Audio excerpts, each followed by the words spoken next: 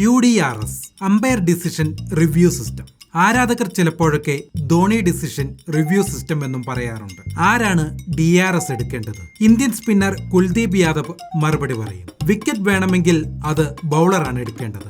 Rajasthan Royals Delhi Capitals പോരാട്ടം. കുൽദീപിനെ നേരിട്ടത് Rajasthan opener Jos Buttler. പന്ത് പാടിൽ തട്ടിയതോടെ ഡൽഹി താരങ്ങൾ അപ്പീൽ ചെയ്തു. അമ്പയർ ഔട്ട് വിധിക്കാതിരുന്നതോടെ DRS ചർച്ചകൾ ആരംഭിച്ചു. റിവ്യൂ വേണമെന്നായി കുൽദീപ്, വേണ്ടെന്ന് ഋഷഭ് പന്ത്. ഒടുവിൽ ഋഷഭ് പന്തിന്റെ കൈപിടിച്ച് കുൽദീപ് റിവ്യൂ കൊടുത്തു.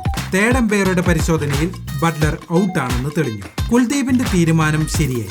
50% ഔട്ടെന്ന് തോന്നിയാൽ റിവ്യൂ നൽകണം. ബൗളർക്ക് മുമ്പിൽ എന്താണ് സംഭവിച്ചതെന്ന് കാണും. അതാണ് കുൽദീപിന്റെ നിലപാട്. അപ്പോൾ വിക്കറ്റിന് പിന്നിൽ നിന്ന് റിവ്യൂ ശരിയാക്കിയ ധോണിയോ? അതൊരു ഇതിഹാസം തന്നെയാണ്.